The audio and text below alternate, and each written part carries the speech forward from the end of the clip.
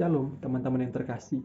Hari ini umat Kristen di seluruh dunia merayakan Jumat Agung untuk mengenang kisah sengsara Yesus Kristus yang mati di kayu salib untuk menebus dosa-dosa manusia. Akan tetapi, apakah Yesus benar-benar mati di kayu salib? Karena ada begitu banyak fakta yang mengatakan bahwa Yesus tidak mati di kayu salib. Mereka mengatakan bahwa ini hanyalah sebuah kisah fiksi yang dikarang. Ada juga yang mengatakan bahwa Yesus tidak mati di salib, tapi yang mati di salib adalah orang yang diserupakan dengan Yesus. Saat ini saya akan memaparkan bukti-bukti untuk membantah argumen-argumen yang tidak mendasar ini dengan memaparkan 3 bukti.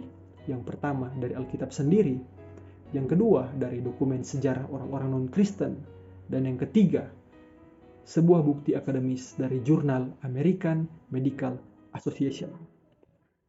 Yang pertama, bukti dari Alkitab yang berasal dari 4 orang penulis Injil, yaitu Matius, Markus, Lukas, dan Yohanes. Dalam Matius pasal 27, Markus pasal 15, Lukas pasal 23, dan Yohanes pasal 19, yang sama-sama mengisahkan kisah penyaliban dan kematian Yesus Kristus.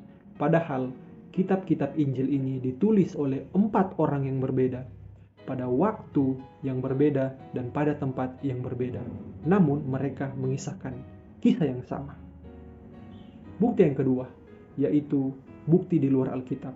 Dalam bukunya The Resurrection of Jesus oleh Mike Licona, dia memaparkan bukti-bukti dari orang-orang non-Kristen. Yang pertama dari Josephus, seorang sejarawan bangsa Yahudi yang non-Kristen. Josephus mengatakan bahwa Pilatus menghukum Yesus, si pemimpin agama Kristen, untuk disalibkan. Selanjutnya, Tacitus, seorang sejarawan Romawi yang besar, yang juga seorang non-Kristen, menulis bahwa Kristus yang dalam masa pemerintahan Tiberius telah dieksekusi oleh seorang prokurator bernama Pontius Pilatus. Dan selanjutnya, dalam sumber rabbinik Yahudi dari buku yang sama berkata bahwa orang Yahudi menggantungkan Yesus sebelum mereka merayakan hari Paskah. Bukti yang ketiga, Frank Turek dalam sebuah bukunya memaparkan sebuah bukti akademis dari jurnal American Medical Association, mengatakan bahwa sudah jelas bahwa Yesus mati karena luka di lambungnya, dan hal ini mendukung pandangan tradisional bahwa tombak yang dihujamkan di antara tulang rusuk Yesus kemungkinan tidak hanya melubangi paru-paru sebelah kanan Yesus, tapi juga selaput jantungnya, dan itu memastikan kematiannya. Dalam jurnal itu menegaskan bahwa asumsi Yesus tidak mati di salib adalah aneh dan tidak sesuai dengan pengetahuan medis modern. Sekarang, bagaimana teman-teman sekalian? Apakah masih ragu bahwa Yesus benar-benar mati di kayu salib 2000-an tahun yang lalu untuk menebus dosa manusia?